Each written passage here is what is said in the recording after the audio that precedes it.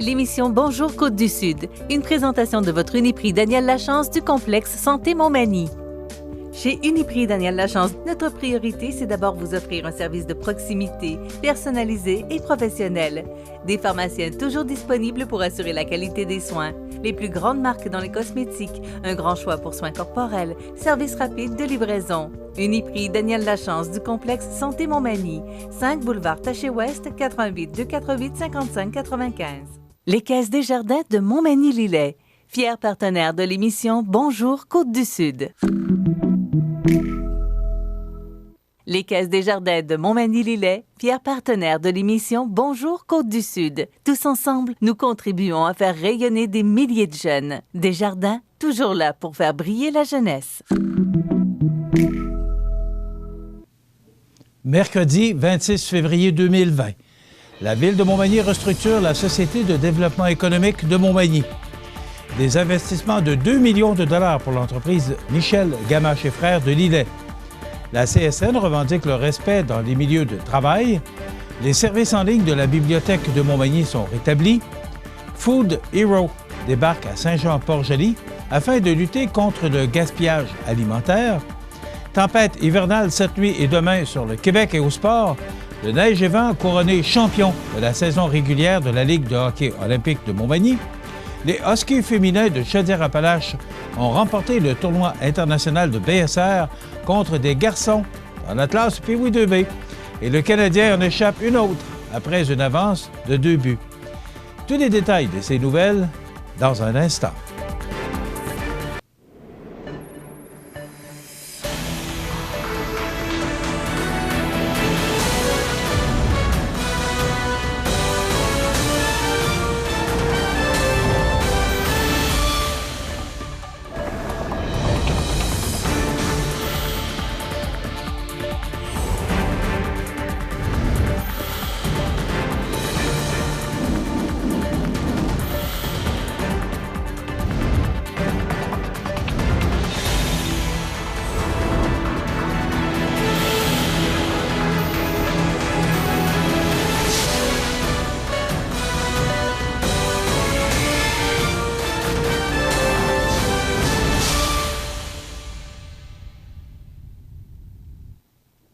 Bonjour, mesdames et messieurs. C'est lundi soir au Conseil de ville de Montmagny qu'une résolution surprise a été votée concernant la structure de la Société de développement économique de Montmagny, la SDEM. En effet, la Ville a annoncé une réforme de cet organisme dit central et essentiel, notamment à l'égard du mode de nomination et du mandat des membres qui la composent.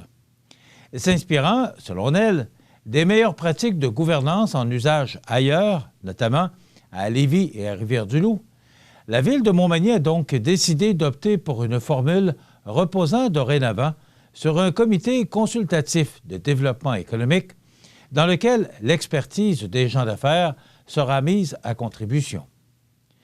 Le conseiller Marc Landlois, de passage mardi matin dans les studios de CMA TV, a assuré qu'il s'agissait exclusivement d'une restructuration administrative et non d'un geste politique visant à museler les administrateurs de la Société de développement économique, comme relaté dans certains milieux manimontois, en raison que ceux-ci étaient contre le projet du pavillon multifonctionnel de Place des Migrations.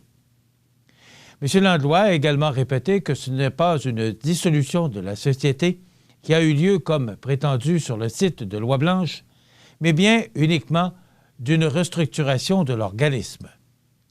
Ce dernier a par ailleurs précisé que la Ville de Montmagny devait passer par le processus de résolution comme stipulé dans la loi pour annoncer la nouvelle, ce qui explique, selon M. Landlois, pourquoi la Ville a agi de cette façon.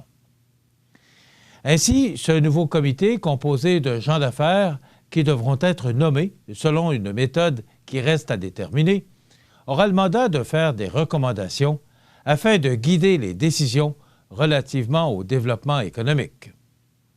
Cette formule, selon la Ville, a déjà fait ses preuves auprès de divers comités consultatifs, notamment de la culture, de l'urbanisme, de revitalisation du centre-ville et d'embellissement.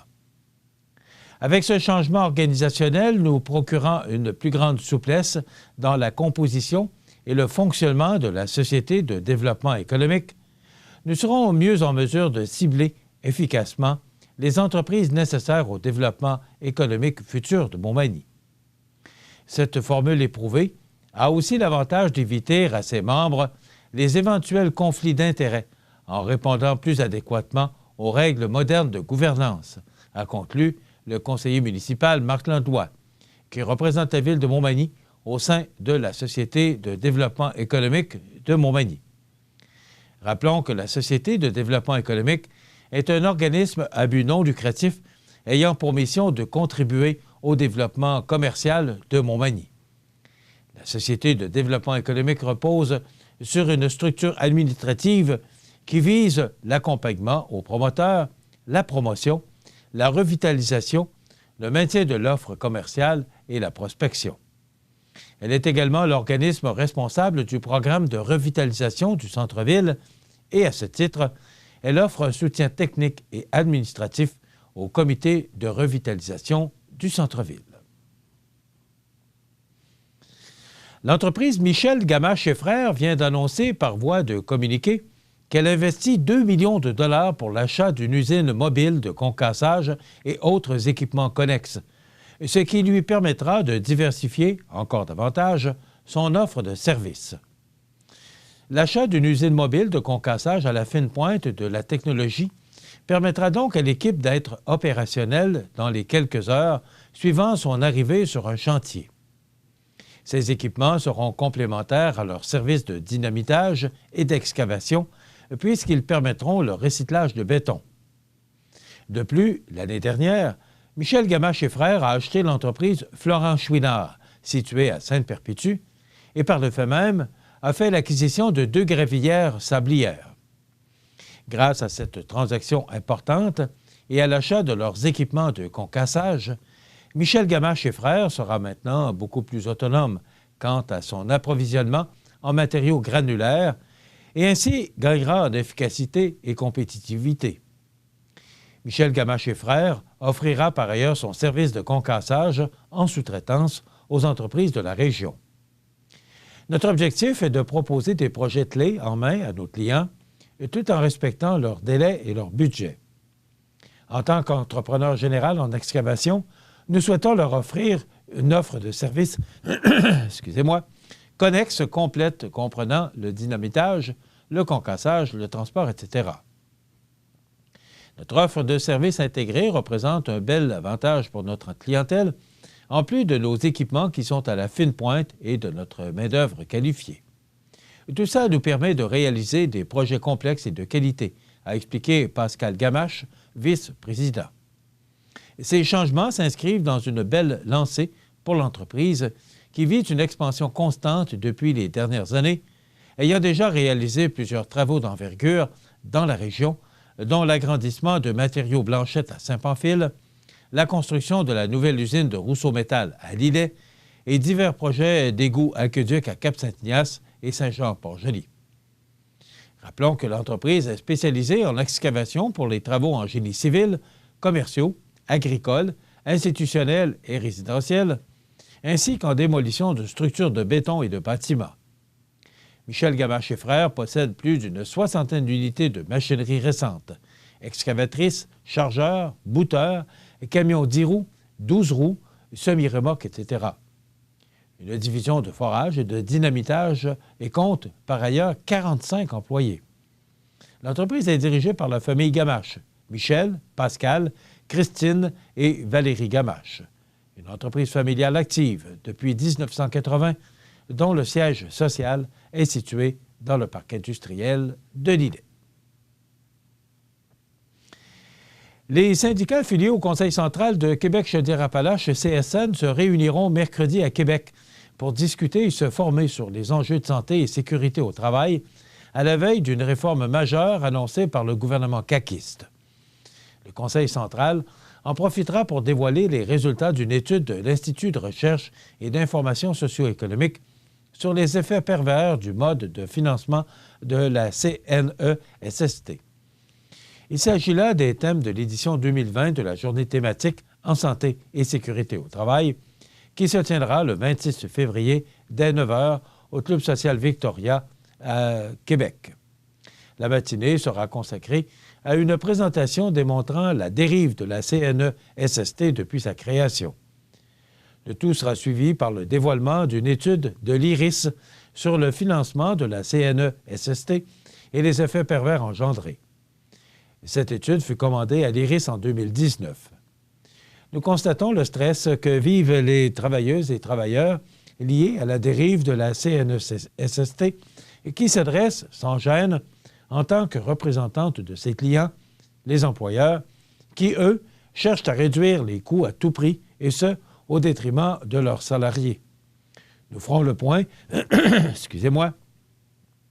Nous ferons le point sur la question avec les syndicats en nous appuyant, entre autres, sur le portrait du financement de la CNESST dressé par l'IRIS, a expliqué Anne Gingras. Dans un deuxième temps, les syndicats aborderont la question de l'importance de la santé publique dans les milieux de travail, ainsi que le projet de réforme des lois en santé et sécurité au travail. Le ministre du Travail, Jean Boulet, a annoncé une réforme majeure au niveau des lois en santé et sécurité au travail. Ce projet de loi sera connu prochainement. Nous devons nous en inquiéter. Les organisations patronales se mobilisent à ce sujet depuis plusieurs années. Elles savent qu'elles ont l'écoute d'un gouvernement caquiste, a conclu Anne Gingras. Le Conseil central profitera ainsi de l'occasion pour faire le point sur les revendications syndicales dans ce dossier. Depuis la mi-décembre, les services en ligne de la Bibliothèque de Montmagny n'étaient plus accessibles en raison de problèmes techniques. Le tout est maintenant revenu à la normale et on en parle dans un instant après la pause.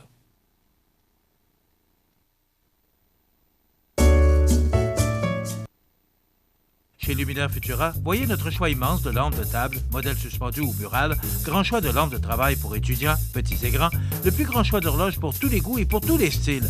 Luminaire Futura, 125 Taché Ouest Montmagny, 248 73 35.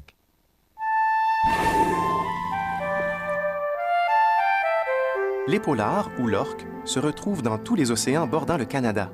Cet animal intelligent se situe au sommet de la chaîne alimentaire. Étant déjà une espèce en péril, les épaulards sont menacés par les toxines présentes dans leur alimentation. Nous devons garder nos océans propres afin d'assurer l'avenir de l'épaulard. Pour en savoir davantage sur l'épaulard et sur les façons dont vous pouvez le protéger, visitez le ffdp.ca. Tous les services en ligne de la Bibliothèque de Montmagny sont entièrement rétablis depuis quelques jours.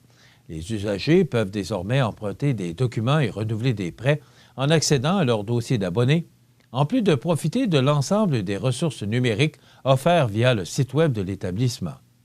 Rappelons que depuis la mi-décembre, les services en ligne de la Bibliothèque de Montmagny n'étaient plus accessibles en raison de problèmes techniques totalement hors du contrôle de l'administration. Des services numériques au bout des doigts, la collection de livres numériques de la Bibliothèque municipale magny-montoise compte plus de 2000 ouvrages. Les abonnés peuvent emprunter gratuitement des livres numériques à toute heure de la journée, et ce, 7 jours sur 7. Que ce soit à la maison, au bureau, en déplacement ou à l'étranger, le service est accessible en tout lieu, en autant que l'on ait accès à une connexion Internet. En plus des livres, les usagers peuvent aussi accéder à une quinzaine de revues numériques. Décoration, technologie, voyage, cuisine, bricolage, il y en a pour tous les goûts. Des milliers d'heures de formation à distance sont également offertes parmi les services en ligne, de même qu'un outil de recherche généalogique. Devenez amis de la Bibli. Rappelons que les citoyens de Montmagny et des environs sont invités à devenir amis de la Bibli afin d'appuyer l'organisation et de contribuer au maintien d'une programmation d'activités riche et variée. Pour seulement 10 $ par année, le statut d'ami donne droit à des avantages, soit à la chance de remporter l'ensemble de livres d'une valeur de 500 $ offerts par Marquis, le rabais de 3 $ applicable à l'achat de billets de spectacle aux Arts de la Scène et l'entrée gratuite à la maison Sir Étienne Pascal Taché. Pour devenir ami de la Bibli et pour accéder aux services numériques de la Bibliothèque de Montmagny, il suffit de visiter le bibliothèquedemontmagny.com. Pour obtenir plus d'informations, les usagers peuvent composer le 418 248 4856. Le magasin Coop La Paix de Saint-Jean-Port-Joli est fier de participer au mouvement Food Hero dans le but de lutter contre le gaspillage alimentaire. Ainsi, afin de faire un pas de plus vers l'éco-responsabilité, la coopérative proposera à sa clientèle une façon de moins gaspiller tout en économisant. En effet, dès le 2 mars prochain, les clients pourront utiliser l'application Food Hero et faire l'achat d'aliments qui approchent leur date de péremption, mais qui sont encore tout à fait frais. Ce nouveau geste pour la planète est la suite logique de plusieurs actions concrètes qui ont été mises en place dans votre coopérative, comme l'installation de nébuliseurs, la zone des légumes en vrac ou le retrait des sacs de plastique à partir du 19 mars 2020, ainsi que la possibilité d'apporter ces contenants réutilisables. Pour toute notre équipe, il est prioritaire de se tourner vers des pratiques et des actions éco-responsables afin de faire notre part pour notre planète. Au magasin Coop La Paix de Saint-Jean-Port-Joli, nous pensons environnement, qualité et fraîcheur des aliments, a souligné Mme Louise Soucy, directrice de la coopérative. Food Hero, comment ça fonctionne? D'abord, téléchargez l'application mobile Food Hero sur votre téléphone et sélectionnez le IGA Saint-Jean-Port-Joli comme succursale. Deuxièmement, sélectionnez vos produits à prix réduit en temps réel, payez directement votre commande sur l'application, récupérez votre sélection de produits mise de côté pour vous en magasin. Devenez un héros dès maintenant en téléchargeant l'application et recevez un rabais sur votre première commande. C'est naturellement pour l'environnement que cette belle nouvelle a été annoncée par votre coop de Saint-Jean-Port-Joli. Une importante tempête hivernale affectera le sud-ouest du Québec mercredi, le centre du Québec jeudi, puis l'est de la province vendredi. Près de 20 cm de neige sont attendus dans la vallée du Saint-Laurent et son estuaire, ainsi que le Saguenay et l'Abitibi-Témiscamingue, a averti Environnement Canada. Les accumulations pourraient atteindre 35 cm dans les régions frontalières des États-Unis et de l'Ontario, les Laurentides. Les premières précipitations devraient tomber en matinée dans la région métropolitaine de manière sporadique et devraient s'intensifier dans la journée. Le plus gros des accumulations se passera dans la nuit de mercredi à jeudi pour les régions méridionales et jeudi pour le centre du Québec. Jeudi, dans le sud de la province, la neige pourrait se transformer en pluie. Environnement Canada a demandé aux citoyens d'éviter de se déplacer durant la tempête en raison des risques encourus par les conditions météorologiques difficiles. On vous donne tous les détails de la météo pour notre région un peu plus tard dans l'émission. Dans quelques instants, les sports. Je m'appelle Kéliane. J'aime beaucoup nager. Moi, je suis capable de nager toute seule avec mes prothèses. J'aime faire des chandelles dans la piscine. C'est comme si tu marchais sur les mains. Les amputés de guerre m'ont donné ma jambe et mon bras de natation. J'adore les prothèses pour aller à l'eau.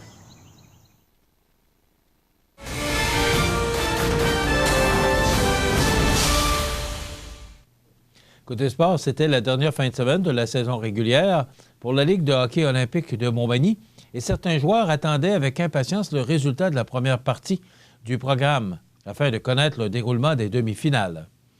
En effet, le résultat de la rencontre contre le groupe MG et le Pétrole Montmagny était déterminant pour connaître l'équipe championne de la saison régulière. Car, avec une victoire, les hommes de Frédéric Caron pouvaient encore espérer aux honneurs pour une deuxième année consécutive. Ils ont donc imposé leur rythme rapidement dans la partie prenant les devants 4-1 après seulement 2 périodes. Le Pétrole Montmagny a tout tenté pour rattraper leur retard, mais sans succès, perdant ainsi par la marque de 7-2. Malgré leur victoire, le groupe MG termine en deuxième position, puisque leur différentiel est inférieur au Neige et Vent, qui est ainsi officiellement couronné champion de la saison régulière.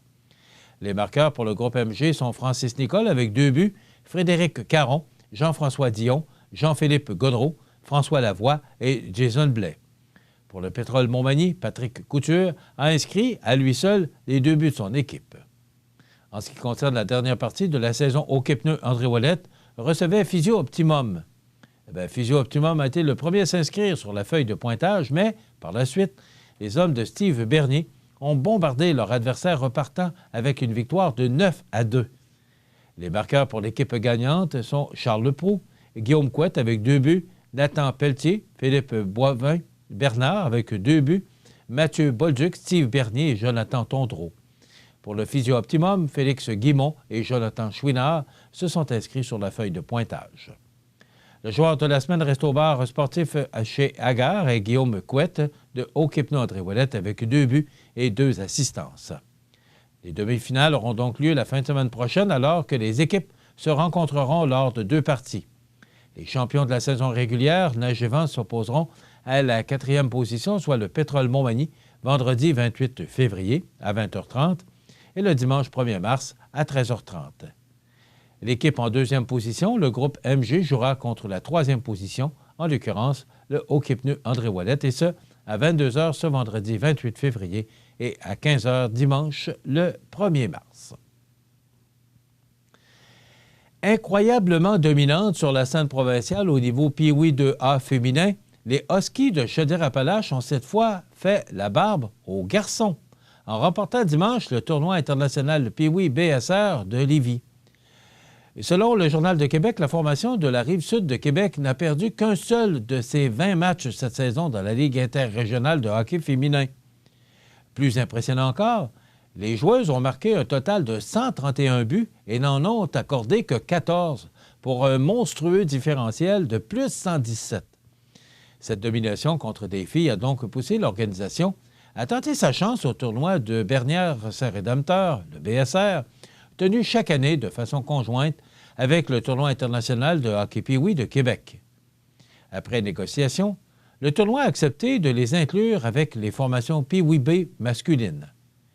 Une fois accepté, les jeunes Pee-Wee de Chaudière-Appalaches se sont mis en mode préparation pour y affronter certaines des meilleures équipes Pee-Wee B de la province. C'est réellement une fois le tournoi amorcé que les filles de Huskies ont compris ce qui les attendait. Malgré une farouche opposition des Tigres de Victoriaville, elles sont parvenues à l'emporter 2-1 en tir de barrage. À ce moment, on a compris qu'on aurait beaucoup d'ajustements à apporter, raconte l'entraîneur-chef. Le moins que l'on puisse dire, c'est que les ajustements ont porté leurs fruits. Lors du match suivant, elles ont vaincu leur alter ego masculin, les Huskies de Chaudière-Appalaches, oui, au compte de 3-2, puis l'attaquante Rosalie Demers en a mis plein la vue lors du 3e match, inscrivant des 5 buts des siennes dans un gain de 5-3 face au Radisson de Québec. L'objectif ultime était soudain de plus en plus atteignable quand elles ont défait la formation suisse de la Chaux-de-Fonds en demi-finale pour accéder au match ultime. Et tant qu'à marquer l'histoire, les Huskies ont décidé de le faire avec éclat. Elles ont vaincu les Huskies 3 de Chaudière-Appalaches au compte de 7-1 en grande finale pour devenir la première équipe féminine en 45 ans d'existence à gagner le tournoi BSR. L'entraîneur-chef des Huskies, Gino Pouliot, espère que ce triomphe de son équipe pourra inspirer les jeunes filles à s'initier à ce sport, et ce, sans complexe. Une chose est sûre, c'est qu'en l'emportant dimanche, les Huskies féminins de Chaudière-Appalaches ont prouvé leur point. Les filles sont aussi bonnes que les garçons. La victoire des Huskies féminins de Chaudière-Appalaches sera célébrée comme il se doit. Mardi, l'entraîneur de l'équipe Gino Pouliot était à pied d'œuvre afin d'organiser un défilé, rien de moins, dans les rues de Saint-Étienne-de-Lauzon, afin de souligner l'exploit de ses joueuses. Si tout fonctionne bien, le défilé des champions aura lieu samedi. Les championnes sillonneront les rues de la municipalité jusqu'à l'aréna Bruno Verrette dans une remorque sécuritaire et trophée à la main. En 2014, les Rafales Junior A de la Mauricie avaient réussi un exploit semblable en remportant le tournoi provincial Midget de la TUC dans la classe Midget B. En 2017, l'équipe Québec féminin avait bien failli écrire l'histoire du tournoi international de Québec, mais s'était incliné en finale de la classe Inter B face au HK Pirati, une formation de la Lettonie. En terminant, Marc Bergevin a relevé 2 problématiques pour expliquer la mauvaise saison de son équipe, son inconstance et sa fiche déficitaire à son domicile. On le savait déjà, mais la visite des Canucks a confirmé ces observations.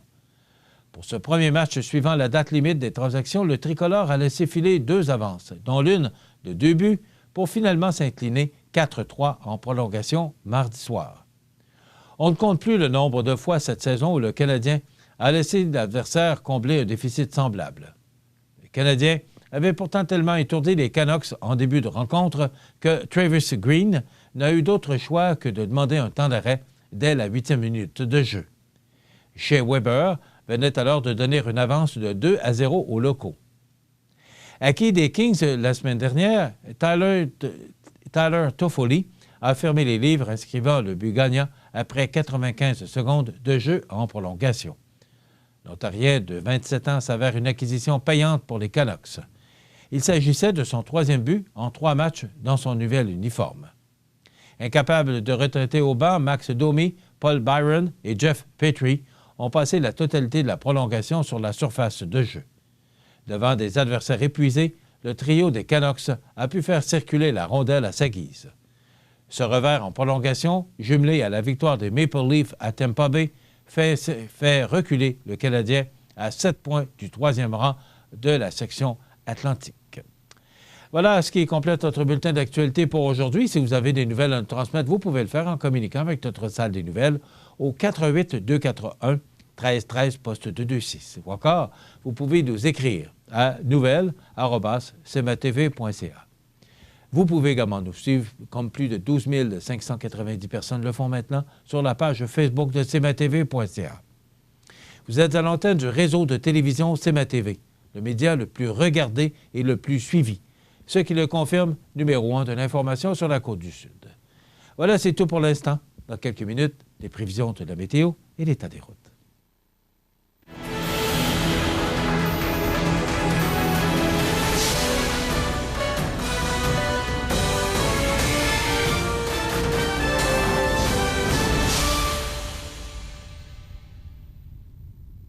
Les Caisses Desjardins de Montmagny-Lillet, fier partenaire de l'émission Bonjour Côte-du-Sud. Les partenaires suivants sont fiers de s'associer à cette portion de notre programmation. La clinique dentaire Montmagny, c'est un service complet de dentisterie. 4 dentistes, un orthodontiste, un maxillofacial. C'est aussi une équipe qualifiée d'hygiénistes, d'assistantes, désireux de répondre à vos besoins. La clinique dentaire Montmagny, 63 Taché-Ouest, 248-2175.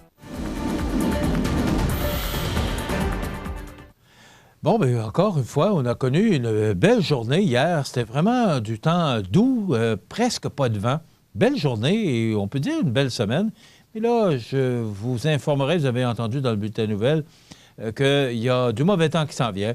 Une tempête de neige. C'est rare quand même pour la dernière semaine de février, mais c'est comme ça. Alors, vous voyez cette masse nuageuse là, au bas de l'écran.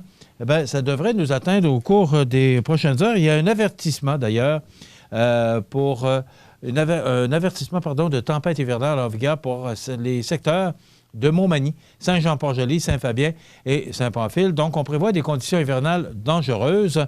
Un important système dépressionnaire qui affectera le sud-ouest du Québec à partir de cet après-midi, le centre du Québec jeudi, puis l'est de la province vendredi. Ce système apportera de la neige abondante sur ces régions, laissant des accumulations supérieures à 25 cm, voire plus de 35 cm sur certains secteurs. La pire des conditions est attendue jeudi en mi-journée. Donc, exactement ce que ça nous donne comme température. D'abord, aujourd'hui, mercredi, il y a un ennuagement qui va s'effectuer avec des vents du nord-est de 30 km/h qui souffleront en rafale à 50, maximum de moins 2 degrés pour Montmagny-Lillet, moins 1 pour la Pocatière, pour Saint-Paul-de-Montmagny et 0 pour Saint-Pamphile. Ce soir et la nuit prochaine, du temps nuageux, neige qui va débuter au cours de la soirée, poudrerie au cours de la nuit, des vents du nord-est de 30 km/h qui souffleront en rafale à 60, puis augmenteront de 50 à 80 vers minuit, minimum de moins 4 degrés. Jeudi, neige parfois forte, poudrerie, accumulation de 20 à 30 cm, vent du nord-est de 50 km/h avec des rafales pouvant aller jusqu'à 80 km/h. Donc, ça veut dire là, que pour les déplacements là, au cours de la nuit et surtout demain matin, ça pourrait être difficile. Donc, il faudra peut-être prévoir là, que si vous devez absolument vous rendre au travail demain, peut-être prévoir vos déplacements parce que ce sera difficile là, au cours de la journée de demain, particulièrement demain matin. On nous prévoit un maximum de -2 pour Montmagny-Lillet et de -3 pour Kamouraska. Pour la nuit de jeudi à vendredi, c'est de la neige, du temps venteux avec un minimum de -8. Et pour vendredi, on parle de neige intermittente avec un maximum de -7 pour Montmagny, -5 pour Lillet et -3 pour Kamouraska. Pour la nuit de vendredi à samedi, du temps nuageux, minimum de -11. Et pour samedi, alternance de soleil et de nuages avec un maximum de -6 degrés pour Montmagny-Lillet et de -4 pour Kamouraska. Dimanche, pour cette journée, cette première journée du mois de mars, on parle d'une alternance de soleil et de nuages avec un maximum confortable de -4 degrés. Pour lundi, alternance de soleil et de nuages avec un maximum de -1. Et pour mardi, alternance de soleil et de nuages avec un maximum de +1 degré. Donc, la semaine là, qui débutera encore avec des températures au-dessus des normales de saison qui sont de -3 le jour et -15 la nuit. Le soleil s'est levé à 6h29 ce matin, se couchera à 17h21, heure normale de l'Est. La température la plus élevée pour un 26 février, en 2000, 4,5 degrés, et la plus basse en 2003, avec -27 degrés. Hier, aucune précipitation reçue. On a enregistré un maximum de 3,6 degrés. C'est quand même bien et confortable pour un 25 février. Et le minimum au cours de la nuit dernière de -7,8 degrés. La pression barométrique est à 102 kPa, tendance à la hausse, l'humidité est à 85 %. Les vents soufflent actuellement de direction est-sud-est à 8 km/h. Il fait actuellement -7 degrés sous un ciel variable et avec le vent, on peut ressentir une température de -7. L'état des routes présenté par le garage Fernand Landlois à Montmagny, qui offre le service de remplacement de pare-brise, la peinture et le débosselage de votre carrosserie. Le garage Fernand Landlois est membre de la bannière Car Expert. Le garage Fernand Landlois et Fils, 4e rue Montmagny, 248-5622. Alors, comme le dit si bien cette expression, c'est le calme avant la tempête.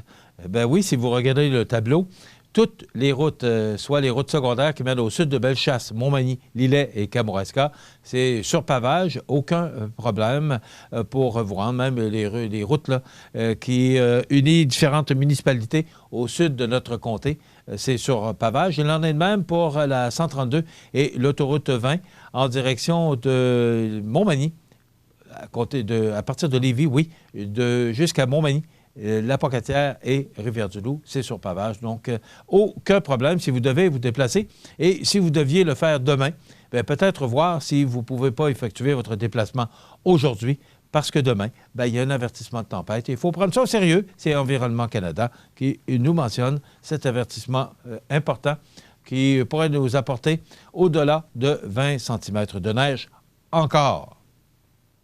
Desjardins et ses membres sont toujours là pour faire briller la jeunesse. Les jeunes ont des rêves, des ambitions, des projets. Et les Caisses Desjardins de Montmagny-Lillet sont fiers de les soutenir et de les faire rayonner. Desjardins, toujours là pour faire briller la jeunesse.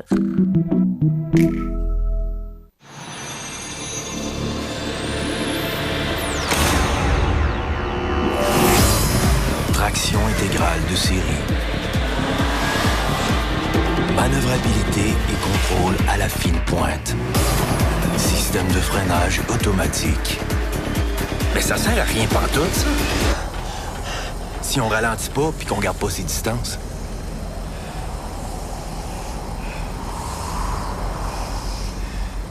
Vous regardez le réseau de télévision C'est ma TV. Les anniversaires IGA vous sont présentés par votre magasin Coop IGA Extra de Montmagny, qui vous rappelle que bien manger, ça commence dans votre magasin Coop IGA Extra de Montmagny. Venez vivre la différence à votre magasin Coop IGA Extra de Montmagny. C'est aujourd'hui, mercredi, le 26 du mois de février 2020, et c'est le temps de souhaiter bon anniversaire à nos jubilaires de ce 26 février. Eh bien, d'abord, c'est l'anniversaire aujourd'hui à Valérie Blais. C'est de la part de votre marraine Colette. Donc, bon anniversaire, Valérie Blais, aujourd'hui, 26 février. Bon anniversaire aujourd'hui à Jean-Marie Roy. C'est Pierrette qui vous souhaite bonne fête, Jean-Marie Roy, aujourd'hui, 26 février. Bon anniversaire à Sophie Nicole c'est de la part de Jeannette et Roland. Alors, bon anniversaire, Sophie Nicole, 26 février. Et c'est l'anniversaire aujourd'hui d'un bon joueur de quilles, Dominique Cazot, de la Pocatière. Dominique a 39 ans aujourd'hui, notre ami Dominique. Eh bien, Dominique, ce sont tes parents, Odette et André, ta conjointe Kim, ton frère Philippe, ta belle-sœur Sophie et Isabelle et Cassandra qui te souhaitent bonne fête. Et Dominique, probablement, nous regarde par le truchement de... Vous savez que maintenant, on est en direct sur notre site web de CMA TV. Alors, probablement que Dominique peut nous regarder via le site web de CMA TV. Bien, salut, Dominique. Dominique Cazot, qui joue, bon joueur de quilles aussi. Et maman Cazot aussi, qui joue bien au quilles et qui m'impressionne beaucoup. Bravo, Odette. J'ai regardé du coin de l'œil la semaine dernière tes performances. Alors, Odette Cazot, qui joue bien au quilles, puis c'est une famille de quilleurs. Alors, Dominique, entre autres, qui souligne son anniversaire aujourd'hui. Bon, OK. Alors, vous voulez souhaiter bonne fête à vos parents, vos amis? Eh bien, tout simplement, vous nous téléphonez au 418-281-1313, poste 229 en tout temps. Aujourd'hui, c'est l'anniversaire à Marc Fortier, ex-joueur de la Ligue nationale de hockey. Il a joué pour les Nordiques en 1987 jusqu'en 1993. Il a également joué pour les Kings de Los Angeles. Alors, il a 54 ans aujourd'hui. Hélène Séguéra, chanteuse française, 49 ans, et Michael Bolton, chanteur américain, 67 ans. Et on se souvient du décès en 2018 de Jean-Yves Hamel, 87 ans, ex-organiste des Remparts de Québec et des Nordiques de Québec. C'est le monsieur qui mettait l'ambiance dans le Colisée de Québec. Il est décédé en 2018 à l'âge de 87 ans. En 2016, Don Getty, 82 ans, homme politique canadien, premier ministre de l'Alberta de 85 à 92. En 2016, Andy Badgate, 83 ans, ancien joueur de la Ligue nationale de hockey. Il a joué pendant 17 saisons. Fernandel, je ne sais pas si vous avez déjà regardé les films de Fernandel, c'était pas toujours les meilleurs. En 71, il est décédé à l'âge de 67 ans. Acteur, humoriste, chanteur français. Il était d'ailleurs le père de Franck Fernandel qui a chanté Les yeux d'un ange. Et enfin, en 1864 est décédé Louis-Hippolyte Lafontaine, dont le tunnel qui porte son nom, décédé à l'âge de 56 ans, homme politique. Voilà, ça complète les anniversaires de ce 26 février. Dans quelques instants, on va s'amuser un peu avec le prof et ses trouvailles. Et aussi, en dernière partie de notre émission, on devait recevoir ce matin Mme Hélène Caron de l'équithérapie de Saint-Jean-Port-Joli, mais pour des raisons personnelles, elle ne peut être avec nous. Donc, on va jaser d'actualité, on va parler de tout ce qui se passe actuellement dans l'actualité. José Soucy, là, qui va nous rejoindre vers la fin de l'émission. Donc, c'est ce qu'on vous propose en ce mercredi 26 février. René Sanson, l'électricité plomberie à Montmagny, est fidèle à ses valeurs depuis plus de 80 ans. René Sanson, l'électricité plomberie est une entreprise reconnue et devenue la référence dans la région. René Sanson, l'électricité plomberie à Montmagny est aussi présent à Saint-Pascal, dans Kamouraska.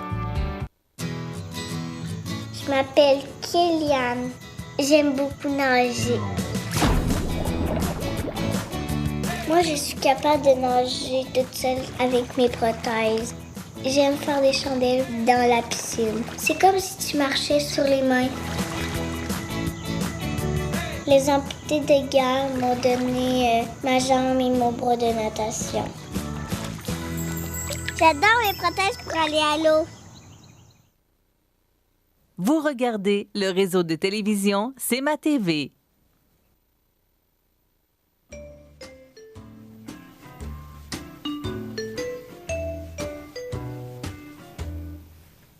Alors, je vous souhaite la bienvenue à cette autre chronique où il fait chaud ce matin. Hein? C'est qui le feu? Non, mais ça réchauffe. Sais-tu que je vois ça, puis ça me fait penser aux incendies qu'il y a eu en Australie. Là. C'est ça. C'est de ça que je veux parler aussi. J'en reviens pas, Renard. Moi aussi. Les animaux qui sont morts là-dedans. Les gens... Ben, excuse, on va commencer par... Les gens qui ont perdu leur maison. Heureusement, il n'y a pas de décès. En tout cas, ils n'en ont pas parlé, là. Mais imagine-toi, tu vois l'incendie s'en venir, là, puis ta maison, là, tu sais qu'elle va y passer. Là. Oui. Tu vas perdre ta maison. T'as beau sortir des affaires, mais tu peux pas tout sortir. Puis... Parce que tu sais que dans une tragédie, un incendie, c'est à peu près tout ce qu'il y a de pire. Tu perds tous tes souvenirs, Moi, Michel, là, je me rappelle, 1950, quand la moitié de la ville, une partie de la ville de Rimouski a brûlé. C'est en 1950? J'avais 3 ans. Je me rappelle. Pourquoi je me rappelle, Michel? Il faisait tellement des vents violents que, chez nous, on regardait au bout de la rue, il y avait une côte, et les 2 gros arbres étaient cassés. Le vent avait cassé les arbres. Et tu regardais... Il y avait cet incendie-là, fait qu'imagine-toi le... Et comment l'incendie était parti, le feu avait pris dans une cage de bois de Price Brothers, le moulin des Price à Rimouski, parce que les fils étaient tombés, ça tombait sur une cage de bois, le feu a pris. Le vent était tellement fort qu'il y avait des morceaux de bois enflammés qui passaient par-dessus la rivière, qui ont commencé à les frapper des maisons. Et c'est comme ça que le feu a pris. Et là, 3-4 rues a brûlé jusqu'à la cathédrale. Tout a arrêté. Oui. Et je me rappelle, moi, Michel, tu regardais dehors, là, c'était rouge. Le feu. C'était épeurant, là. Ben oui. Mais c'était loin de chez nous, là. Tu veux dire, bon, c'est à peu près comme d'ici. Moi, je restais où le feu, à peu près comme d'ici à dépasser chez vous, puis tout ça, là, tu sais, ben, j'étais loin, là. Tu vois de l'aéroport dans le coin, là? C'était énervant, tabarnouche. Et quand tu regardes en Australie, la superficie qui a brûlé, là, 103 000 km². C'est plus que la Belgique, c'est plus que bien des pays d'Europe. 103 000 km². Ouais. Puis tu peux rien faire. Comme il disait, il ne pouvait pas rien faire. Même les avions qui arrosaient tout ça, c'est du sable que ça aurait pris. Non, mais... Et pourquoi je reprends ça aujourd'hui? Parce que il y a du monde, des fois, là, tu te poses des questions. Tu as des premiers ministres, je ne suis pas sûr, moi, que c'est des bons premiers ministres. Et là, je vais te donner l'exemple. Le premier ministre de l'Australie, Scott Morrison. Et lui, là, pendant que l'Australie brûlait, il était en vacances à Hawaii. Il est revenu, par exemple? Oui, il est revenu parce je pense qu'il avait intérêt à revenir. Il y a eu quelques pressions, hein? Ouais.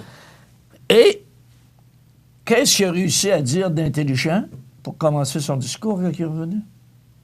Sais-tu ce qu'il a dit d'intelligent? De toute manière, c'est pas moi qui tiens les boyaux d'incendie. Brillant. Premier ministre qui dit ça, je l'aurais fessé, moi. Tu prends un boyau d'incendie, il y a de la pression, je l'aurais arrosé, mais il aurait chiré loin en tabarnak. Non, mais faut-tu être calme et dire on a fait comme ça? Tu vois-tu qu'il n'a pas pensé? Hey, de toute manière, c'est pas moi qui tiens les boyaux d'incendie. Il dit, Scott Morrison, premier ministre d'Australie, essayant d'expliquer pourquoi il prenait des vacances à Hawaï pendant que son pays était ravagé par des feux de brousse sans précédent. M. Morrison a fini par rentrer précipitamment en Australie. Il a ensuite présenté ses excuses. Le premier qui parle d'arroseur arrosé sera privé de dessert. Non, mais c'est triste en ketchup. On checkera ça pour les prochaines élections, pour ceux qui vont être élus. Non, mais S'il y a une place pour un dirigeant où il doit être, c'est près de ses citoyens pour les soutenir dans les épreuves comme ça. Le plus bel exemple qu'on peut prendre ici, là, ça fait le succès de Lucien Bouchard, puis ça a changé l'image de Hydro-Québec. Le verglas. T'en rappelles-tu un dimanche après-midi quand Lucien Bouchard est arrivé à la TV avec M. Caillé? Et M. Caillé avait son gilet. Avec son col roulé, oui. Là.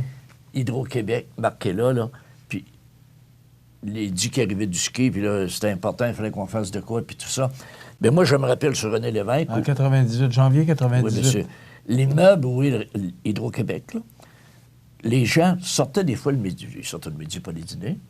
Et des employés enlevaient le pin d'Hydro-Québec pour se faire écœurer d'un restaurant. Après, M. Caillé a parlé à la TV. Je pense qu'il y en a qui sortaient avec 2 pins montrer qu'ils travaillaient là. Oui, l'image a changé, Michel, là, la perception des gens. Comment Hydro-Québec travaillait fort, comment, là... Tu vois, ils ont pris le taureau par des cornes, là. Il n'y avait pas grand-chose à faire. Ils ont dit, on peut pas tout vous sauver en dedans d'une heure, là. C'est triste, là, mais on a le taureau par des cornes, puis on fait de quoi? Tu savais que le premier ministre était là, puis que le président était là.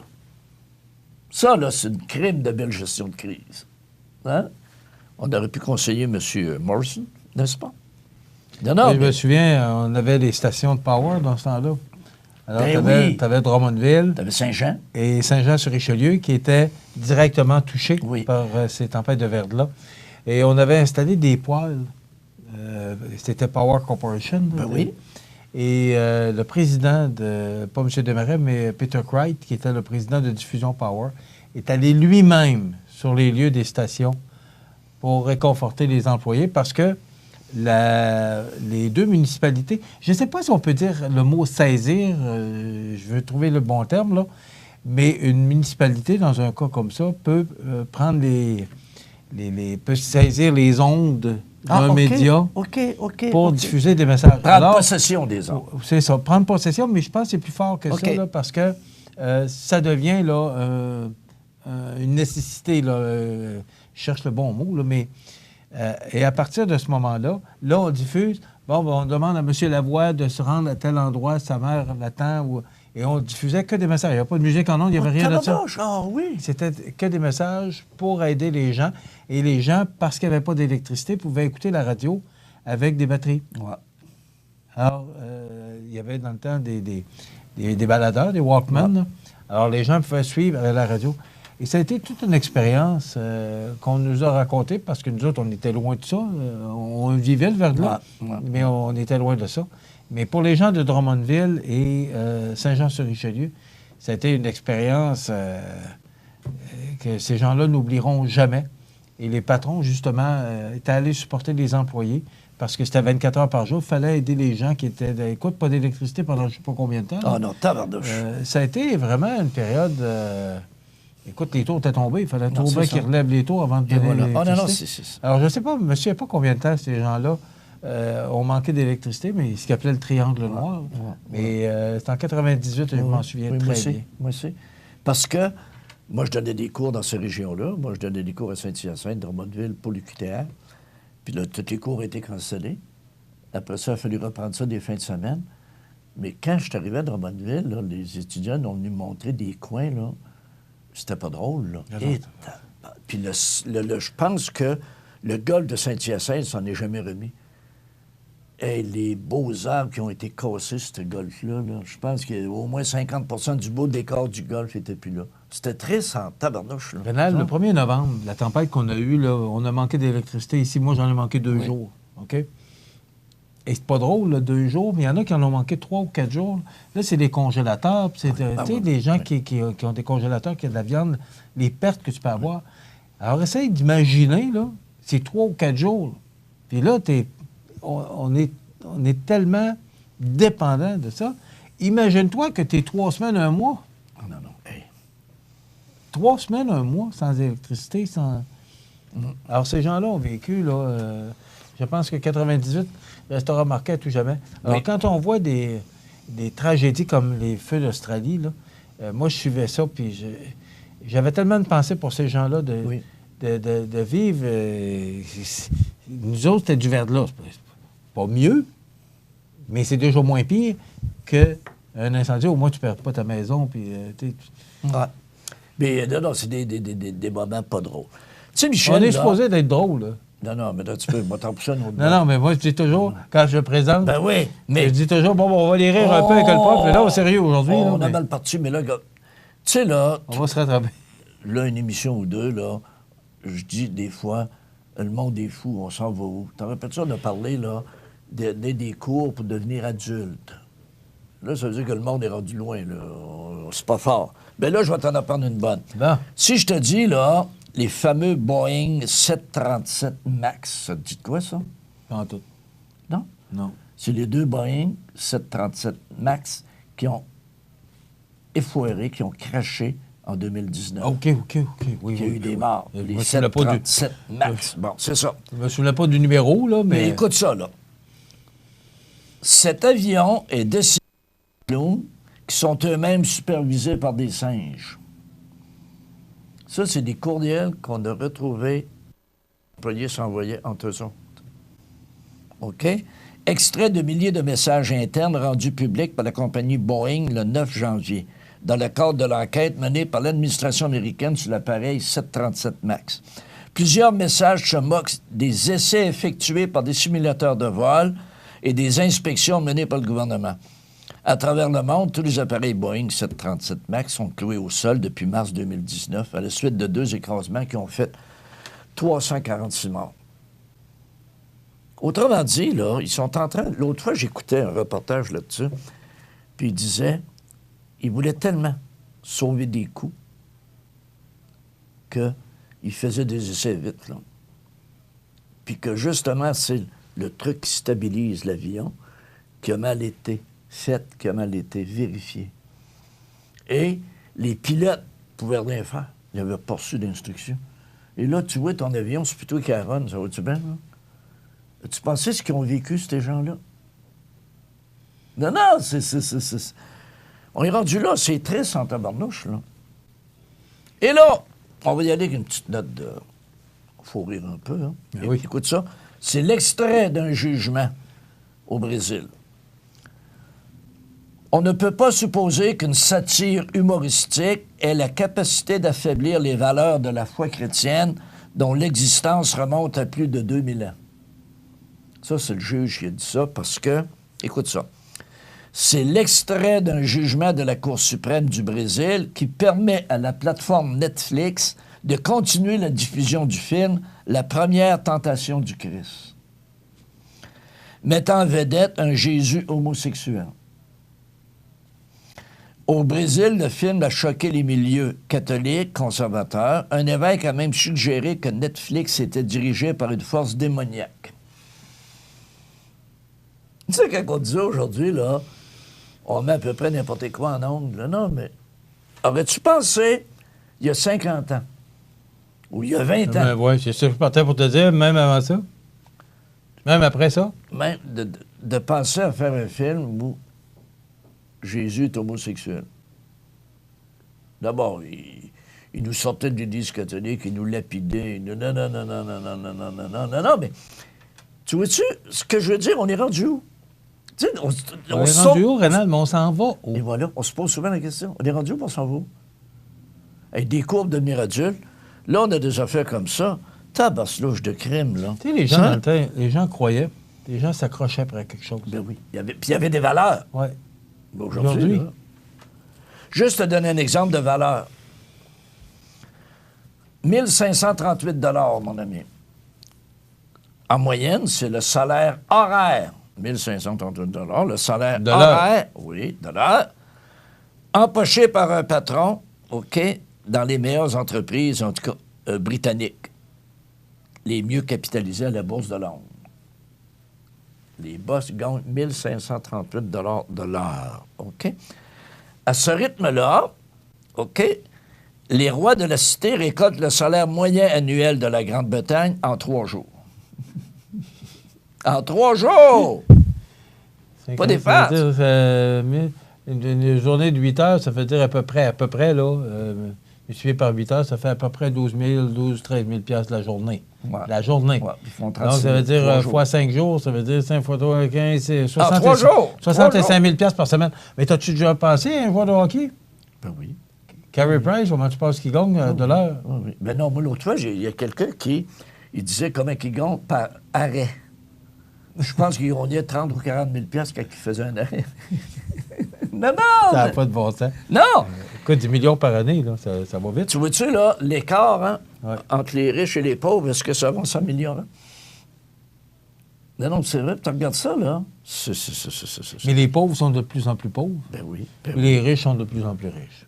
Parce que si tu as fait de l'argent, tu fais de l'argent. Oui, mais, tu sais, là, as-tu vraiment besoin de gagner 1538 $ de l'heure? Pourquoi que les patrons se donnent, les patrons des grosses firmes, là, on voit ça dans les pages économiques là, des quotidiens, pourquoi que les patrons se donnent se votent des dividendes, puis qu'est-ce qu'ils font quand tu peux pas tout... Ben non. Tu sais, là, comme tu disais... Tu peux pas tout utiliser. Tu sais, Carey Price a 10 millions par année. As-tu besoin de 10 millions par année pour vivre? Puis, je te rappellerai qu'il joue au hockey. Ouais. Ben oui. C'est ça, il joue. As-tu déjà entendu quelqu'un, toi, que... Ah, ben, tel joueur, il travaille au hockey à soir? Non. Il joue au hockey. Jouer. Alors, il s'amuse à gagner 10 millions par année. Donc, il y a des jeux plus payants que d'autres. Mais il faut comprendre que si les grosses équipes ont le moyen de payer ces salaires-là, eh bien, ça aussi, il va falloir que ça arrête à un moment donné. Là. Oui. Les joueurs de baseball, ça n'a plus de bon sens. Mais ça veut dire que les propriétaires des équipes, ils en font-tu? Oui. Oui. Alors, si tu as le moyen de payer tes joueurs ces salaires-là, parce qu'ils en rentrent, ils en rentrent dans les coffres. Tu sais que au baseball, c'est 168 matchs, peut-être pas des stades toujours remplis, Oui. mais 168 matchs, donc ça veut dire que tu en as 84 chez vous. Alors, 84 matchs, c'est du monde qui rentre, là. C'est de l'argent. Puis des stades de 40 000 personnes. Dans le temps, au Parc olympique, c'était quoi? Au Parc olympique, il rentrait au moins 40 000 personnes. C'est ça, 60 quelques, là. 60. Bon, hey! Ça? Le stade olympique, là. Et ben voilà, c'est déjà tout. Tout intéressant. C'est des trouvailles, puis ça nous amène à jaser aussi des fois. Oui, puis ça nous amène à regarder d'une autre manière, d'une autre façon. Parce que c'est le fun. Tu sais, ici, on regarde notre actualité, on a un milieu de vie extraordinaire au Québec et au Canada. Là. C'est vrai, tu sais, M. Chrétien avait dit le plus meilleur pays. Là. Non, mais il reste que on est bien en tabarnouche. Quand tu regardes ce qui se passe ailleurs, tabarnouche. Hein? Mais c'est vrai qu'on est choyé de vivre dans un pays, dans un univers. Puis même Montmagny aussi, tu sais, une belle petite ville. Puis on est choyé. On a eu un mois de janvier extraordinaire. Sans faire, il a été facile le mois de janvier. Et les marmottes nous ont dit en début février que le printemps sera hâtif. À suivre. Là, j'ai serré ma pelle. Ouais. On s'en reparlera. Hey, on s'en reparlera. Hey, merci, prof. On se retrouve la semaine prochaine. Oui, bye-bye. Ah, ça complète.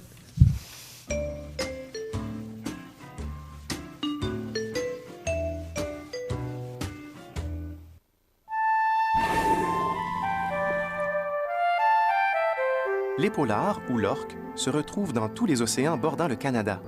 Cet animal intelligent se situe au sommet de la chaîne alimentaire. Étant déjà une espèce en péril, les épaulards sont menacés par les toxines présentes dans leur alimentation. Nous devons garder nos océans propres afin d'assurer l'avenir de l'épaulard. Pour en savoir davantage sur l'épaulard et sur les façons dont vous pouvez le protéger, visitez le ffdp.ca. La nouvelle positive, une présentation de La Pointe Auto, votre concessionnaire Chrysler, Dodge, Jeep, Ram à Montmagny. La Pointe Auto, c'est plus de 65 ans à votre service. La Pointe Auto à Montmagny s'assure toujours de vous offrir ce qu'il y a de mieux pour vous. Faites l'essai du tout nouveau Ram 1500 ou du Jeep Wrangler. Vous serez conquis. La Pointe Auto, concessionnaire Chrysler, Dodge, Jeep Ram, boulevard Taché-Ouest, Montmagny, 248-8899 ou lapointeauto.com. Alors, la nouvelle positive pour aujourd'hui, c'en est une belle. Ce sont les Alliés qui sont les champions du tournoi Pee-Wee de Québec dans la catégorie Inter-B. Une page d'histoire qui vient de s'écrire pour les Alliés 2B de Montmagny-Lillet, puisque ceux-ci ont remporté la finale du tournoi Pee-Wee de Québec, catégorie Inter-B, contre les cantonniers de Magog. Le match fut toutefois serré, puisque nos Alliés ont gagné par la marque de 2-1, en prolongation en plus. Le premier but des Alliés ayant été marqué en troisième période par Elliot Bernier, ce qui a créé l'égalité. C'est ensuite grâce à un but sans assistance de Jasmin Aymon, à 5 minutes 2 secondes de la période de surtemps, que les Alliés ont pu mettre la main sur le titre de l'équipe championne du tournoi Pee-Wee de Québec dans leur catégorie. Donc, félicitations à l'organisation pour ce grand fait d'armes, les Alliés qui sont champions du tournoi Pee-Wee de Québec dans la catégorie Inter-B. La nouvelle positive, une présentation de La Pointe Auto, votre concessionnaire Chrysler, Dodge, Jeep, Ram à Montmagny. La Pointe Auto, c'est plus de 65 ans à votre service. Les prévisions de la météo, une présentation de Promutuelle Assurance Montmagny-Lillet, toujours à l'écoute de vos besoins. La météo est présentée par Promutuelle Assurance Montmagny-Lillet, où des professionnels de chez nous sont heureux de répondre à tous vos besoins en assurance. Promutuelle Assurance Montmagny-Lillet est là, dans la région, pour ses membres et la communauté.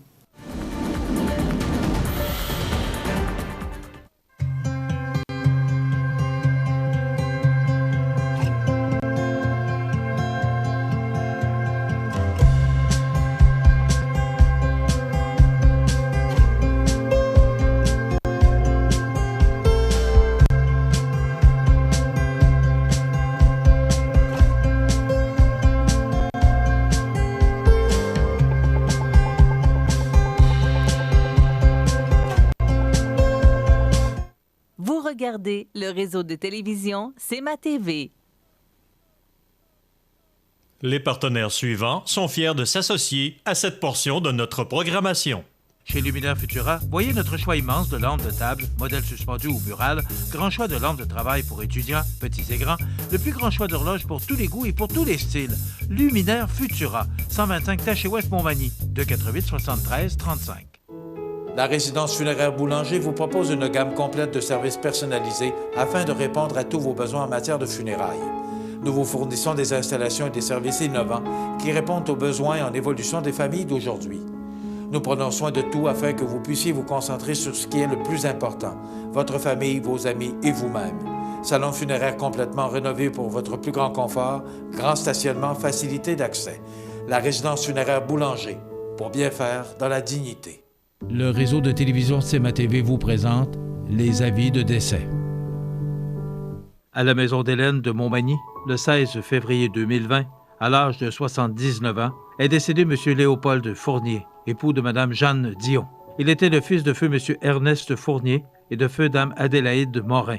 Il demeurait à Montmagny. La famille recevra les condoléances à la maison funéraire Laurent-Normand, 115 rue Saint-Louis, Montmagny, vendredi 28 février, de 19h à 21h30 et samedi, jour des funérailles, à compter de midi.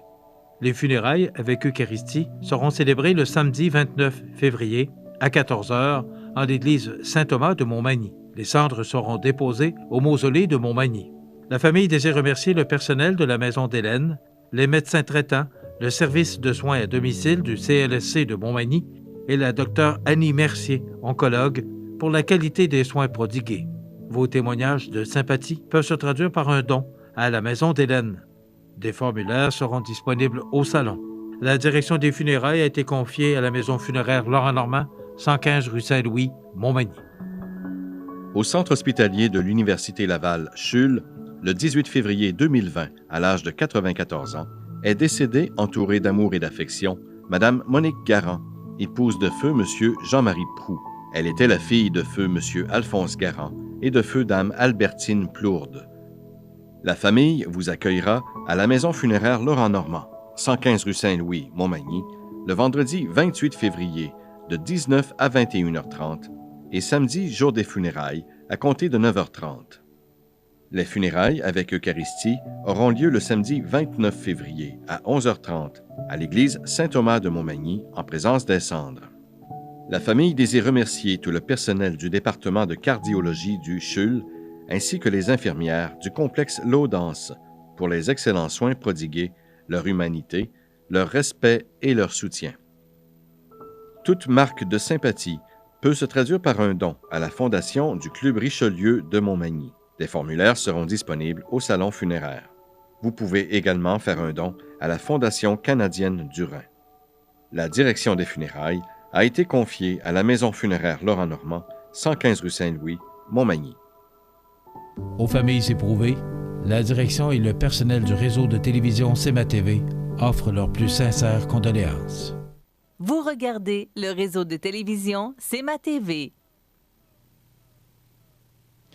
Alors, je vous souhaite un bon mercredi en ce 26 février. Je vous rappelle qu'on devait recevoir ce matin Mme Hélène Caron du Centre Équithérapie de Saint-Jean-Port-Joli, mais pour des raisons personnelles qu'on comprend très bien, on a dû reporter cette entrevue, donc elle devrait nous revenir sous peu pour venir nous parler du Centre d'équithérapie de Saint-Jean-Port-Joli. J'ai une petite communiqué que j'ai reçu de M. Guy Saint-Michel, peut-être et que probablement que cette rencontre sera reportée, mais du moins, lorsque M. Saint-Michel m'envoie des communiqués pour des rencontres, eh bien, je me fais un plaisir de vous les communiquer. Donc, Carrefour spirituel, quelle bonne nouvelle pour aujourd'hui. Quels aspects du message évangélique devraient être davantage mis en évidence? À quelles conditions et sous quelle forme ces aspects devraient-ils être annoncés, proclamés? Soirée de ressourcement, exposé, temps de réflexion personnelle, moment d'échange libre. La personne ressource, c'est l'abbé Jacques Otis. C'est demain, jeudi, le 27 février, de 19h15 à 20h45, au sous-sol de l'église Saint-Thomas de Montmagny. L'entrée est par la porte 145B face au marché public. Mais là, justement, en raison de cette tempête qu'on nous prévoit pour demain, il faudra vérifier et vous assurer que cette rencontre a bel et bien lieu. Et justement, parlant d'Église, eh bien, nous venons d'apprendre le décès de l'abbé René Bédard, décédé à l'âge de 85 ans. Donc, l'abbé René Bédard, qui était depuis quelque temps très malade. Alors, on apprend son décès aujourd'hui. L'abbé René Bédard, décédé à l'âge de 85 ans. Je vous raconte ce que j'ai vécu hier, puis je vous laisse vous faire une idée là-dessus. Hier, en me rendant ici au studio, j'arrive toujours aux alentours de 7 heures, et je passe sur, je m'en viens et j'utilise le boulevard Taché en direction ouest, et je vois la station d'essence Irving qui affiche 1,15 $. Je vous dis, ça me surprend un peu parce que je me dis, comment ça? Le baril du pétrole, aujourd'hui, est à 50 $. Il me semble que c'est 50,63 $. Mais il est à 50 $. Il a baissé à peu près de 3 $ depuis quelques jours. Et je continue. Et là, je vois le Ultramar Rive Gagné, le dépanneur Proprio, 1,11 $. Et je poursuis ma route pour me rendre ici au studio sur le chemin des Poiriers. Et là, je vois le Ultramar, le nouveau Ultramar qui a coin Taché et chemin des Poiriers, 1,15 $. Eh bien, je me demande comment ça qu'un Ultramar est à 1,11 $ et qu'un Irving est à 1,15 $ et l'autre Ultramar, son compétiteur, parce que ce sont deux compétiteurs, il faut bien se comprendre, même si ça appartient à la même compagnie Ultramar, il faut comprendre que c'est deux entreprises différentes. Alors, hier, en fin de journée, je repasse pour me rendre chez moi, et là, je vois que tout le monde est à 1,11 $. Alors, ce qu'on a essayé de faire probablement, c'est de monter les prix pour quelques heures ou quelques jours, et ça n'a pas fonctionné. Alors, tout le monde en est revenu au prix de 1,11 $. Mais vous voyez qu'il est important de magasiner, parce que 3 cents, je crois qu'on n'a pas raison de payer 3 ou 4 cents de plus qu'une autre pétrolière. Mais tout ça pour dire que je voulais vous en parler parce que je me demandais pourquoi qu'une pétrolière affiche 1,11 $ et que les autres affichent 1,15 $. Et surtout qu'il y avait un autre Ultramar qui, lui, affichait 1,15 $, alors que le dépanneur Proprio, Yves Gagné, affichait 1,11 $. Alors, on peut toujours se poser des questions. C'est sûr que chaque station-service, chaque pétrolière peut afficher le prix qu'il veut. Et c'est à vous de vous faire ou de faire votre choix parmi votre pétrolière ou votre station d'essence que vous voulez utiliser pour faire le plein de votre voiture. Mais je vous dirais que c'est très appréciable, le prix de l'essence actuellement. Il a déjà monté tout près d'1,5 $. Là. Mais maintenant, est-ce que c'est à cause... Parce que là, vous avez vu que la bourse Dow Jones, entre autres, là, qui a perdu un grand nombre de points depuis lundi en raison de ce virus-là qui inquiète tout le monde. Et même hier, on parlait, est-ce que ça peut nous atteindre à Québec? Et une spécialiste, une chimiste qui a parlé et qui a dit qu'on ne devrait pas s'inquiéter. Elle a dit au conditionnel, on ne devrait pas s'inquiéter, ça ne devrait pas nous atteindre. Mais cependant, ça devient inquiétant de voir que particulièrement l'Italie, là, qui est très affectée, la Chine bien sûr, là, mais l'Italie, hier, on montrait que ce pays, là, les principales villes de l'Italie qui sont désertes, qu'il n'y a pas de touristes. Alors, c'est inquiétant. Et c'est tout près de 2700 décès là, ce matin que je regardais sur LCN. C'est tout près de 2700 décès en Chine par rapport à ce virus. Donc, c'est quand même très important et j'espère qu'on va en venir à bout.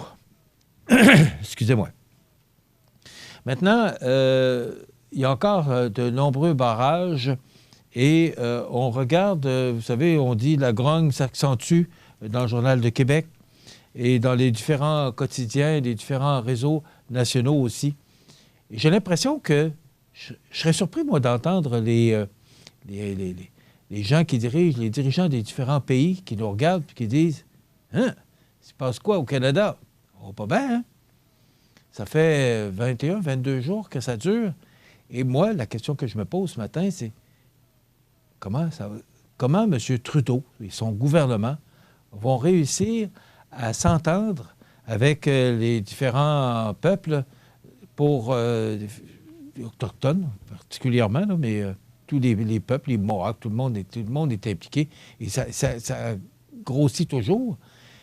Là, les trains, pendant ce temps-là, ne fonctionnent pas. Et ce qu'on mentionnait sur un réseau de télévision au cours des derniers jours, que ce serait près de 100 millions de dollars perdus à chaque jour en économie.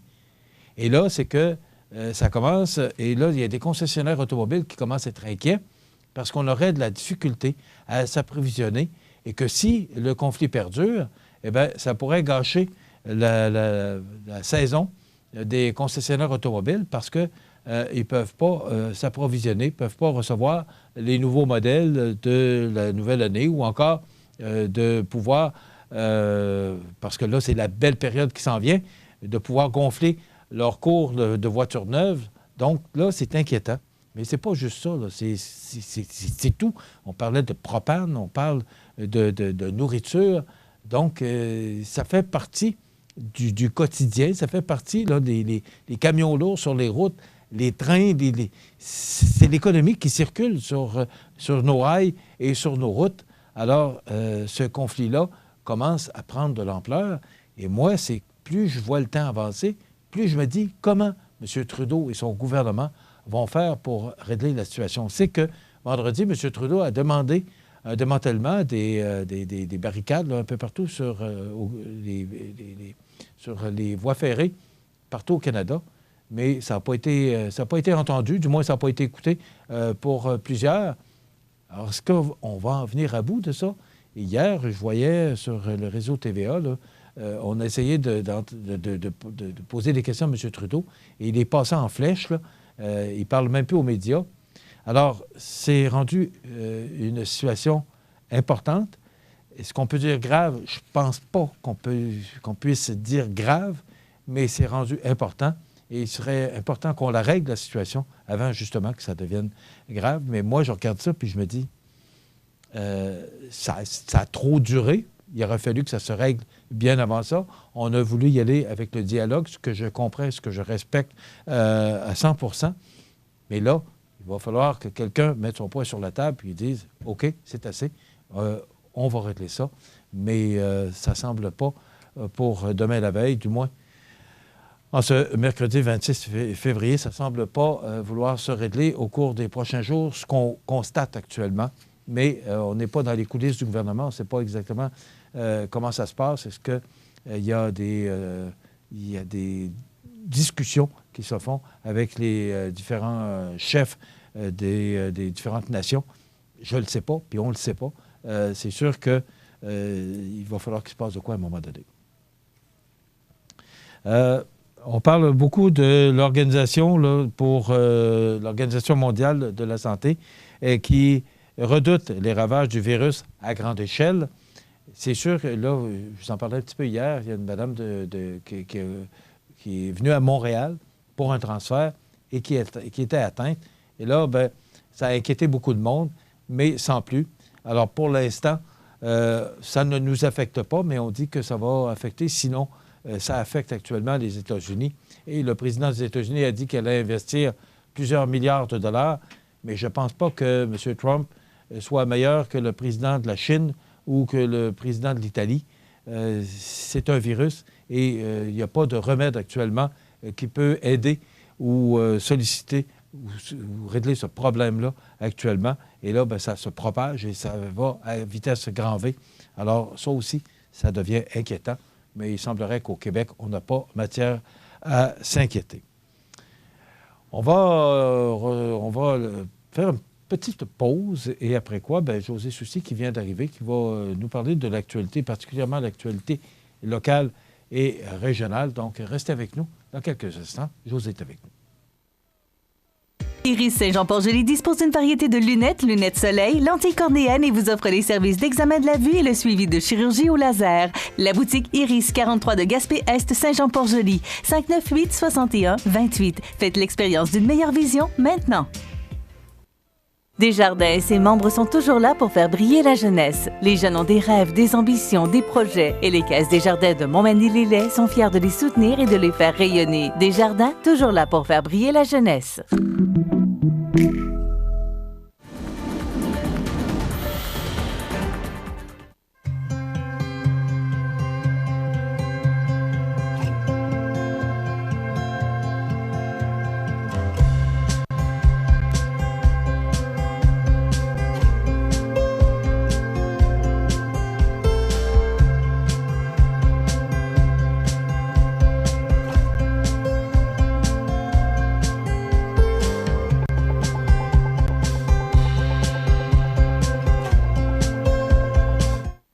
Regardez le réseau de télévision C'est ma TV.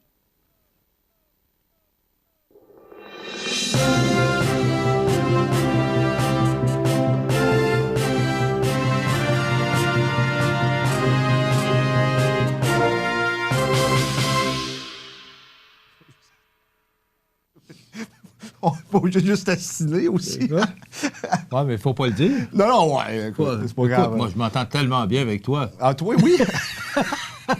Pense-en d'un à l'autre. Ben non. Mais non. On a du plaisir. Ben oui. On a du plaisir, puis c'est l'objectif principal de faire ce qu'on fait. Bon, c'est sûr que j'ai des traces de fouette dans mon dos, mais à part ça, ça va bien. OK, bon, ça fait pas trop mal? Non, t'es pas trop dur. Écoute, on va faire ça en direct, là, mais je me sens un peu très près de toi ce matin. Voilà. Ça, ouais, bon. Et ouais, je direct. C'est ça, exact. Parce que je te voyais pas tu dans voyais mon trop angle. proche. Écoute, plus sérieusement, hier, M. Marc Langlois est venu, conseiller de la Ville de Montmagny, par rapport à cette résolution là, qui a été votée par le conseil municipal. Et là, on a parlé, ça a sorti dans la loi blanche, là, parce que c'est là qu'on l'a appris hier matin. On a dit dissolution, c'est pas du tout une dissolution. Et M. Langlois a voulu corriger, justement... Bien, il a voulu rectifier les faits selon sa perspective parce qu'il était sorti un article dans la loi blanche qui affirmait que la SDE, mais moi je dis la SDM parce que on dit de Montmagny, c'est la Société de développement économique de Montmagny, aurait été dissoute. Elle n'a pas été dissoute. Il y a eu une restructuration de l'appareil de sorte que c'est administratif surtout. Ce qu'on s'est dit, c'est qu'on a vu ce qui se passait ailleurs et on voulait la rendre plus efficace. Mais en même temps, parce que, tu sais, la politique, c'est toujours une question de perception. Et tu sais que c'est un secret de polichinelle qu'il y avait des gens dans le conseil d'administration de la SDM qui étaient un peu contre le projet du centre d'immigration. Il y avait de la chicane. Tu sais que, je veux dire, l'ambiance... On dirait peut-être pas mot chicane. On peut c'est dire... pas... Il y avait des controverses où il y avait des gens qui étaient contre, des oppositions. Toujours est-il que le climat de la ville de Montmagny, présentement, n'est pas à son meilleur. Et lorsqu'on a annoncé au conseil de ville qu'il allait y avoir une restructuration, bien, ça a fait sursauter quelques personnes parce qu'on s'était dit que les gens n'étaient pas au courant. Mais ce que M. Langlois a expliqué, et là-dessus, il a tout à fait raison. Il faut qu'il suive l'ordre des choses, c'est-à-dire la loi. Donc, il faut toujours qu'il passe une résolution au conseil, qu'elle soit votée pour ensuite l'annoncer. Bien entendu, de ce qu'on a compris, il y avait des gens de la SDM qui étaient au courant que ça allait arriver. Pour le commun des mortels, ça ne change pas grand-chose. C'est juste que dans le moment où ça arrive, avec tout ce qui se passe, notamment aussi avec le dossier de la Ministro qui s'est retrouvé sur... je dirais, aux nouvelles nationales, bien, ça donne pas une bonne impression, généralement, de ce qui se passe à Montmagny. Parce que tu sais qu'on a chialé beaucoup du côté de certains citoyens concernant le projet du pavillon multifonctionnel de centre d'immigration, parce qu'on dit que ça allait coûter plus cher sur le compte de taxes, ce que le maire, je pense, a prouvé que non, c'était budgété. D'ailleurs, on peut encore avoir des subventions concernant ce projet-là, de sorte que ça va coûter possiblement moins cher. Mais on ne sait pas s'ils vont le retarder d'une année encore. On est peut-être sur le bord de le savoir, sincèrement. Là. Moi, ce que le maire m'a confirmé lorsqu'il est venu ici en entrevue, c'est que non, c'est pas retardé d'un an. C'est retardé, oui, parce qu'il y a une firme spécialisée qui va être approchée pour aider le conseil municipal à vendre le projet. Mais ce que le maire avait laissé entendre, c'est que possiblement, si on continuait dans cette avenue-là, on retarderait le projet d'un an. OK. OK? Histoire à suivre. Histoire à suivre. Mais... Moi, ce que je voudrais t'entendre, comme journaliste, tu vas dans des conférences de presse, tu rencontres tous ces gens-là. On est au courant de certaines choses parce que les gens nous appellent souvent pour nous raconter leur point de vue. Il faut bien entendu faire la part des choses, mais en même temps, on est au courant. Mais depuis le vote, depuis la signature du registre du 16 décembre, il y a un climat là, qui... il y en a... Les gens qui sont pour le projet du centre multifonctionnel, on ne les entend pas. Mais ça, c'est toujours pareil. Mais les gens qui sont contre, on les entend. Mais là, il y a comme... et c'est normal. Il y a des gens qui sont pour, il y a des gens qui sont contre. Oh, c'est normal. Sauf que là, on arrive en plus avec le centre sportif. Donc, c'est encore un autre projet qui vient d'arriver. Alors, ça fait 2 projets en même temps. Et là, il y a des gens qui sont pour le centre sportif, il y a des gens qui sont contre le centre sportif. C'est pas juste ça, c'est le téléphone arabe qui reprend ses droits parce qu'il se dit à peu près une chose et son contraire, n'importe quoi. Et je sais pas qui, à Montmagny, je parle dans la population, dans le monde politique, dans le milieu des affaires, mais j'ai l'impression qu'il y a des gens qui disent pas toujours la vérité ou ils disent ce qui fait leur affaire. Hein? De sorte qu'au bout de la ligne, qui croire maintenant? Qui tu veux croire dans tout ça? Tu comprends? Et on est rendu là. Et lorsqu'on est rendu dans une ville, qui on se doit de croire, bien, ça va pas bien. Là, on a chialé pour le projet de centre d'immigration, que ça allait coûter cher. Finalement, c'est pas supposé de coûter plus cher sur le compte de taxes. Mais là, l'autre projet du complexe sportif qu'on a déposé dans le PAFIR, que le maire s'est opposé à le déposer dans le PAFIR lors de la dernière séance du Conseil des maires de la MRC de Montmagny, c'est parce que ça va être financé à 66 % environ. De sorte que le projet est évalué à 40 millions, donc il va manquer un 10 millions à aller chercher. Et 10 millions, c'est de l'argent. Et le maire de Montmagny, M. Langevin, a laissé entendre que selon certaines perspectives ou projections que son administration avait fait, on s'attendrait à payer une surtaxe de 5 % ou une taxe spéciale d'environ 5 % pendant 20 ans. Pendant 20 ans. OK. Bon. Toi, 5 % c'est combien pour pour une maison moyenne, environ? 5 le 2 ça représente peut-être 150 quelques dollars. Bon. Le 2 c'était 50 $ environ. Parce que lorsqu'on augmente le compte de taxe de 2 %, c'est parce qu'on suit le coût de la vie. On n'a pas le choix de suivre le coût de la vie. De toute façon, tout le monde sait que vous connaissez votre compte de taxe, alors ajoutez 5 %. C'est ce que le maire a mentionné. Mais où est-ce que je vais en venir? Ça peut être 4, ça peut être 6. Mais où est-ce que je vais en venir, c'est si on procédait de la sorte, c'est-à-dire qu'on augmentait le compte de taxe de chaque citoyen de Montmagny de 5 %, ça ne compte pas le 2 % de l'inflation qui suit à tous les années. Donc, la première année, exemple, tu payes 50 $ d'augmentation, plus la surtaxe qui sera environ peut-être 150, ça te fait 200 $, OK? L'année prochaine, il faut que tu augmentes encore de 2 %, donc ça va coûter 250. Si tu suis mon raisonnement, plus la taxe de 5 %. Dans 3 ans, ça va coûter 300. Dans 4 ans, 350. Tu comprends? Puis probablement que ça va être exponentiel parce que c'est possiblement calculé sur le montant global, de sorte que plus que tu additionnes, c'est comme taxer une taxe. Je ne sais pas si tu suis un peu mon raisonnement. C'est-à-dire que sur 20 ans, ça va vous coûter 1 000 $ de plus sur votre compte de taxe par année. Ça veut dire, exemple, que vous payez 1 200 cette année, mais dans 20 ans, vous allez payer 2 200. Je fais un petit calcul vite, là, juste pour donner une impression de ce qui est dit présentement. Est-ce que tu suis mon raisonnement? Très bien. Bon, donc, il faut y penser aussi. Pourquoi le maire ne voulait pas déposer ça dans le PAFIR? C'est que le PAFIR ne finance pas assez le projet en question, alors que dans le PQI, je sais que la ministre l'a expliqué, sauf que si tu regardes à Saint-Georges-de-Beauce, ils ont un projet de complexe sportif de 26 millions qui va être financé à 21 millions de $ par le PQI. Ils ont réussi à le passer par le PQI. Pourquoi ils ont réussi à Saint-Georges et ils n'ont pas réussi ici? Il y a des raisons. La ministre a dit c'est parce qu'ici, on est en décroissance, tandis qu'à Saint-Georges, on est en croissance. Ça pourrait expliquer. Mais en même temps, il faut y penser. Là. Oui, on va avoir des nouvelles infrastructures. Parce qu'on n'a pas les centres sportifs, on est en décroissance aussi. Oui, mais ça ne peut pas juste expliquer ça. C'est bien entendu ça peut nous aider à avoir une croissance. Ben oui, ça c'est clair. Je pense que tout le monde est d'accord là-dessus. Il faut le voir positivement. Mais en même temps, le projet, si tout va bien, va être concrétisé en 2024. Le 8 mars 2024. Et là, on n'a pas calculé là-dedans les dépassements de coûts parce que, tu sais, n'importe quel comptable va te dire que dans un projet, il planifie minimalement, dans le privé, 10 % de dépassements de coûts. On sait que du côté du provincial et des projets du gouvernement, c'est toujours plus que 10 %. Mais il faut y penser.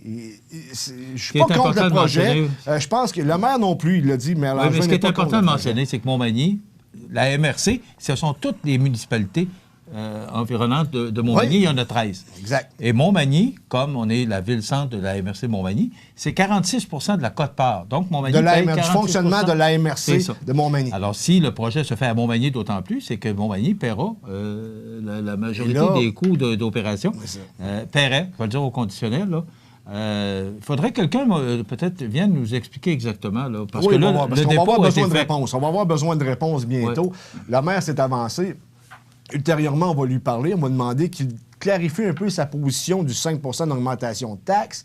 Parce que là, je ne fais que vous relater des faits. Mais hier, je prenais ma petite marche de santé parce qu'il commence à faire plus beau, puis les routes sont sur l'asphalte. Vous prenez sa petite marche de santé? Oui. Ben oui. Tu sais quoi, demander. Oui.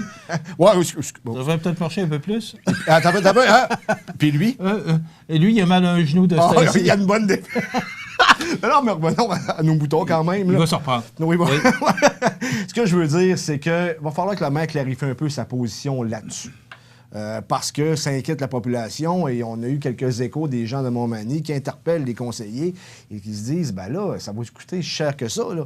Parce que, oublie pas, là, je reviens au complexe, pas au complexe, au centre d'immigration, projet multifonctionnel de centre d'immigration. Il n'y a pas d'augmentation de taxes directe sur le compte chiffré, mais pourtant, ça a crié fort. Imaginez-vous maintenant qu'on va vous augmenter ça de 150 pièces environ en moyenne par année, sans compter le 2 d'hausse normale.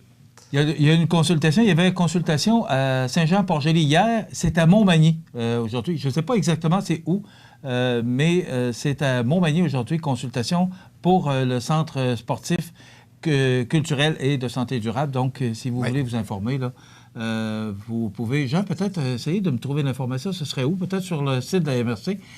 On termine. Il reste à peu près 1 minute et demie pour 2 minutes. Pour la ministre, la ministre Proulx qui s'est faite critiquer, il y a des voix qui s'élèvent, on n'en a pas parlé cette semaine, tu en as parlé dans le bulletin de nouvelles. Hier récemment, le maire de Témiscouata-sur-le-Lac, dans le Bas-du-Fleuve, qui est dans le comté de Denis Tardy, qui a demandé que Denis Tardy devienne le ministre régional. Et tu sais que le Parti québécois demande également que la ministre se retire de certaines régions. Et là, en plus, avec ce qui est sorti, les nombreux, le roulement de personnel hors norme qui est arrivé dans ses bureaux. Et là, la ministre, tu comprends qu'elle ne répond plus ou moins aux questions. Hein? Elle tente de contourner. Mais aujourd'hui, il va y avoir une conférence de presse du côté de Kakuna.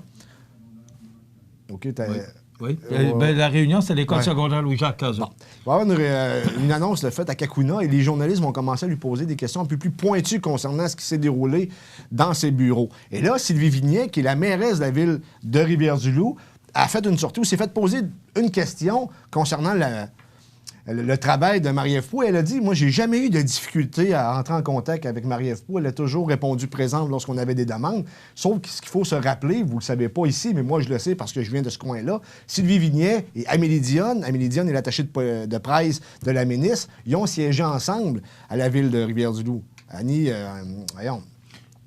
Dionne, c'est une ancienne conseillère de la ville de Rivière-du-Loup. Et Denis Tardy, qui est le député, Sylvie Vignet et Amélie Dionne, ils ont siégé ensemble. Et Amélie Dionne, elle vient de Rivière-du-Loup, donc c'est plus facile, possiblement, pour la mairesse d'avoir ses entrées. Puis tant mieux, je veux dire. Il n'y a pas juste du négatif à sortir de tout ça, j'espère bien. Non, et positif, on l'entend. Ben exact. Alors, je tenais à le souligner ce matin. C'est important de le mentionner parce que... Je tenais à le souligner ce matin. Ça s'explique peut-être, mais en même temps, si elle a une bonne réponse de la ministre, tant mieux. Demain, on doit recevoir Mme Isabelle Normand, autrefois à la SDE. Donc, je ne sais pas si elle sera avec nous, considérant les changements, mais en principe, elle devrait être avec nous. Je vous souhaite une belle journée. Il y a une tempête en vue. À demain. Votre magasin Coop de Montmagny vous offre un immense choix de fruits et légumes, des mets cuisinés sur place, une poissonnerie et des bouchers à votre service, un étal de charcuterie et de fromage. C'est aussi des produits régionaux. Venez et vous verrez, votre IGA Extra, c'est plus qu'une simple épicerie. L'émission Bonjour Côte-du-Sud, une présentation de votre Uniprix Daniel Lachance du complexe Santé Montmagny. Service professionnel 88 248 55 95.